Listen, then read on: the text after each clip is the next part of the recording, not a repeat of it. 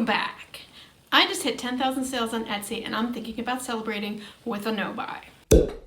If you're new here, I'm a cheapskate with an interest in sustainable style and efficient living, so if that sounds like your idea of a party, hit subscribe. I'm gonna start with a confession. I love a good deal, and honestly in the past I've just pretty much steered clear of Black Friday as things have gotten crazier and crazier, but last year I went a little ham. I spent a total of $350, mostly on myself, a couple things were gifts. What my kids want really wouldn't be on Black Friday sales. It's not a matter of how much I spent, I just did not feel good doing it. I just kept getting sucked into more and more sales. And my smartest purchase, which I thought was a dumb purchase at the time, was to replace my steam cleaner because I had thrown the old one out when the previous dog passed away, because boy did we use a lot of it in the end. And she's just napping right now. Oh, you are.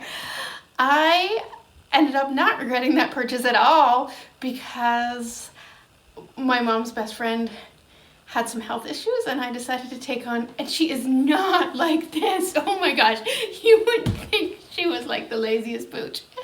I ended up inviting Daisy to live here, and she is 12 years old and her housebreaking is much better now, but boy was I glad to have that one when she first got here. So it's not that I regret what I bought.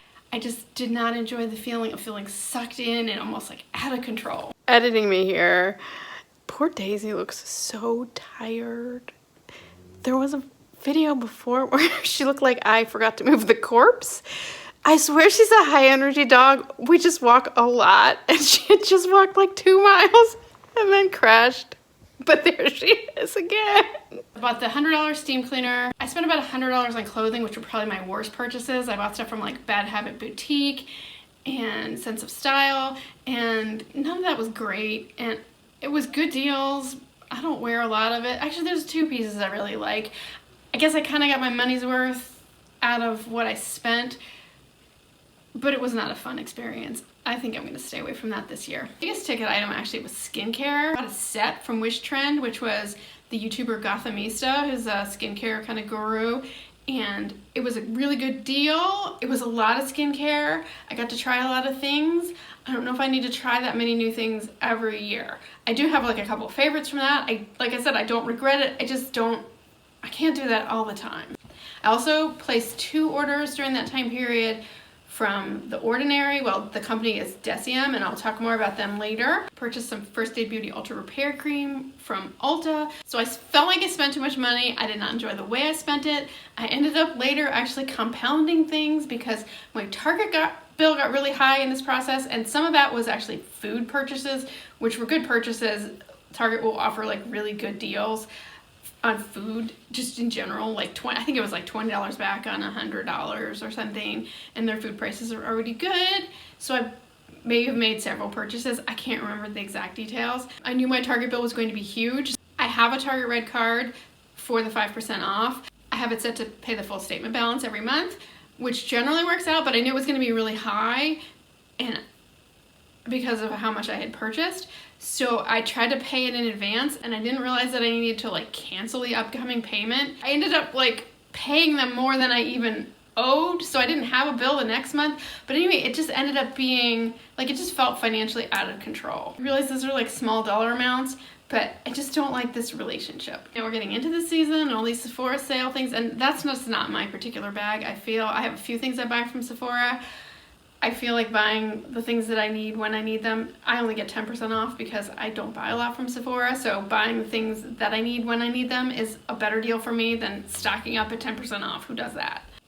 I may talk about this in future videos, but I've been on a little bit of a tear with drugstore beauty products. So I knew I needed to regroup going into this season. To back up a little bit more in my relationship to stuff and money, and I feel like this is not at all uncommon as an American, and probably particularly an American woman. I could really use more money in my life and less stuff, but I like stuff, so I keep buying stuff. I also have kids, dogs, I run a product-based business, so all of those things carry their own load of stuff and have ways of eating up money. I really want to get back on track and be able to take advantage of some of the deals that may be available to me on Black Friday, but feel good about it. basic idea is to set a budget, which I don't tend to do. And I know, I've been watching videos about budgets, and ideally you want to set a budget that has nothing to do with the money coming in. And certainly I don't want to say like, ooh, I had a good day on Etsy. You know, sometimes I sell in isolation. I'll sell $1,000 worth of stuff on a day in Etsy, and I don't want to say, well, then I can spend $500 at Sephora. No, that's not how it works, because for the next 6 days I might sell $20. That's just how Etsy is. So my income is very up and down. I think I need to be very conservative for a while before I even can set money aside to spend on the fun stuff. So my thought was to kind of do a little bit of a no spend-ish month, starting like, I kind of started about 30 days before the last week of October. But I'm very cautious because last time I did a no spend, I did a tough rebound afterwards, and it would be really dumb for me to just do a no spend and then not look at what my finances are and just jump in, rebound on Black Friday. I did the usual things of unsubscribing to any emails that remind me about sales that I really don't need to buy anything from right now. Deleted some e-commerce apps. Actually, when I did my no spend before, the best thing I did was delete that Amazon app. I buy dumb things on Amazon. I maybe shouldn't have an Amazon app. And while I'm walking dogs, I can literally, it's so easy. I can check out, I can buy dumb stuff. And some of it, like, it's not all bad stuff. I buy skincare. I bought a little makeup organizer, which I like. I'm not sorry about that. We'll probably see that in a future video.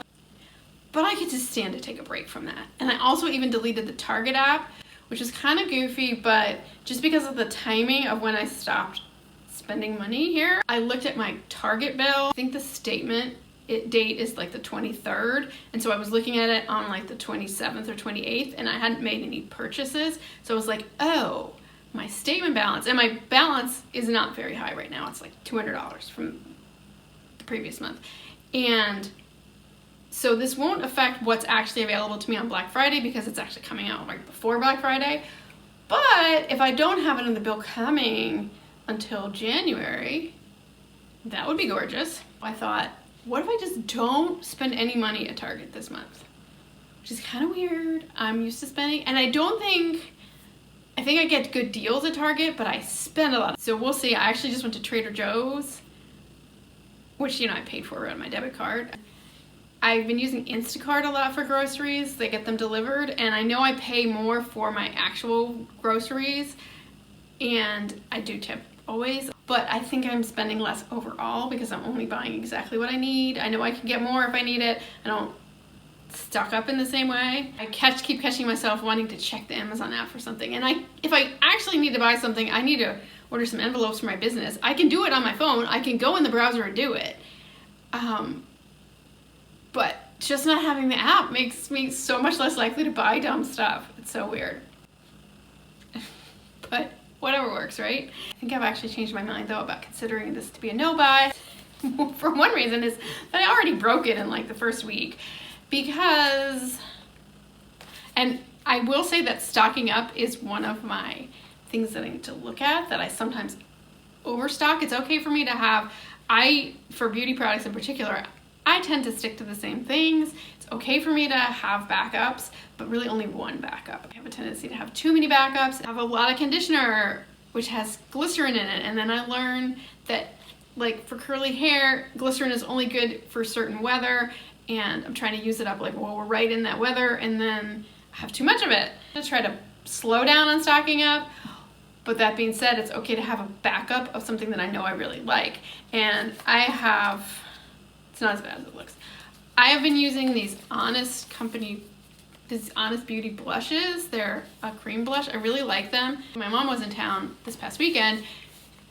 She was like, oh, I really like that. And she actually tried it, and she wanted one. And I get them at Walgreens, but her Walgreens doesn't have them, and they don't have them online.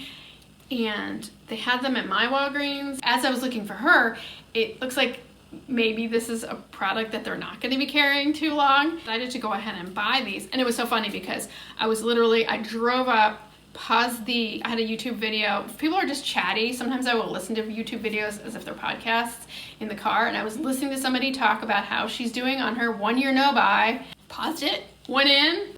I meant to just buy the blush for my mom, but it's been really hard to find these blushes. I blend 2 different colors on my own face, but all they had were 2 of the colors that I was gonna buy for my mom and 1 of the other color. So I have one. So I have 1 going, 1 backup. It's fine. $26 worth of blush for me. We'll probably talk about this another time. I've been buying at CVS. I actually kind of like, even though it's less good, I like the reward system at Walgreens actually a little better than at CVS, because CVS, there's always so much time pressure to use or lose your rewards. And I think I got $3 back from this, but it'll just sit there until I'm ready to use it. So that I far prefer. I'm going to be very low spend. And the other thing that happened, and I think this is actually good, is because last year I made 2 purchases from Deciem who sell The Ordinary, because they had some like really low prices on individual items. That's how they did their sale last year.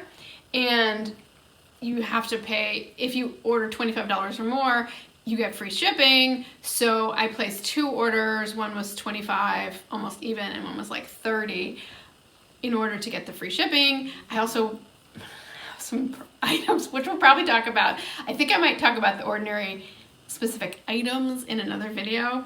I have a thing that I bought because it was $2 that I don't know if I'll ever use it. So like, would I rather have $2 or that thing? I'd rather have $2. This is an email. I did not unsubscribe from Deciem's emails because I was planning to restock from them. If you're not aware of The Ordinary, it's a very affordable skincare line. They were founded by a guy whose first name is Brandon, and I'm forgetting his last name. He just had, I think, some mental illness issues, and there was some very odd behavior on Instagram and whatnot. I think I mentioned that in a previous video. He unfortunately passed away. His company already was owned by Estee Lauder. He was running it. He was still running it. I have not really looked into who's running it now, and they're doing some pretty cool stuff this year. Can't believe I'm gonna sit here and read you a drunk email, but I think it's pretty cool. It's 23% off everything. We have just done something we've never done before. A 23% discount is now available across every product from every brand at Deciem.com and on our Cozy standalone stores around the world. The savings will be available for the next month, so there really is no need to hurry. Hyperconsumerism poses one of the biggest threats to the planet, and flash sales can often lead to rushed purchasing decisions driven by the fear of a sellout. We no longer feel that Black Friday is an earth or consumer-friendly event, and have therefore decided to close our website and stores for a moment of nothingness on the 29th of November. In previous years, Black Friday at Deciem meant an opportunity for some of our customers to secure savings across a few products from limited lines. Last year, only 6 products were discounted, everything sold out too quickly, and many of you missed out. We are still sorry. I did not miss out. I bought the stuff right away. I was watching it like a hawk. Oh. We strongly believe that skincare decisions should be based on education rather than impulse, and hope that a month-long promotion will provide the time for research, reflection, and consideration.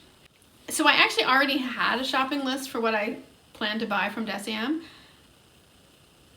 and I think I'm going to go ahead and do that shortly, because I know I'm not supposed to be afraid of a sellout, but I may as well make sure that the items that I'm interested in are in stock. I actually really like that. I think it makes sense. It's affordable skincare. I will end up spending around $40 and getting kind of a ton of stuff. It will last me a year. It will not lead to me buying anything this year that will be unopened when the sale comes around next year. I would love to hear your strategies for coping with Black Friday, because I don't want to be out of the loop on good deals, but I also don't want to feel like I did last year. The plan right now is to check in on my finances a week before Black Friday happens. Look at what's available, what's already committed, what's reasonable to spend, so that I can have whatever small budget it is that I feel comfortable spending. We can say that's spent, and I can spend that much and then stop. Just a quick channel update, because everyone says they're super busy. We're all super busy all the time. We're coming into the Christmas rush here, which for me means a lot of custom orders. I never talk to you guys about what I do on Etsy, so I did want to show you. I am launching, which should be up on the website, which should be up on Etsy before I post this. I am launching some new, these aren't new designs, but they are basically bridal designs that I have reissued as family thank you notes, because this is the time of year when people buy them. So I love this design. That's my favorite. And this is based on, oh, this is actually, I have it from the Future Misses. Was kind of how this started. But I thought that was a cute little design. This has been available for a while. This is just my classic big thank you from the whatever family. And then this is a little circle design. I think I introduced it in the past year. But I think it's fun. And I just changed it from Mr. and Mrs. to the last name. So I thought those were fun. And I never talked to you guys about what I'm doing on Etsy, so I thought I'd show you that. So we're coming into a busy time, but I don't want to totally disappear. I have some really complicated videos started. I have notes written for. I have some B-roll shot for them, and realistically, maybe the end of December, maybe not till January, for me to sit down and do videos that are going to be complicated to edit. But I do want to post like at least one sort of bite-sized video every week, which doesn't necessarily mean short. I have a few ideas kicking around in my head. Been watching a lot of beauty YouTube lately, which I can explain, and I kind of want to talk about my relationship to that and how that kind of plays into my current thinking about stuff. I've also just realized that I have an insane amount of nude lipstick, and I think it would actually be helpful for me to shoot some of that, and actually for me, because I know that colors can be a little funky on camera, but I know that for me, for clothing, being able to see how things actually look on camera helps me make a decision about it. Also get some feedback from you guys. I have like 6 different lipsticks that I think are different, and they are practically the same, but I do want to see how they look on camera. And you know, I tend to stock up on these things, and I just want to make sure I'm not stocking up on the wrong ones. If there's anything else you'd like to hear me talk about, if you want to hear more about Etsy, I don't never know what to say about Etsy stuff, but that's what I'm going to be doing a lot of for the next month, so maybe I'll find a way. Anyway, it was nice chatting with you. I'll see you soon.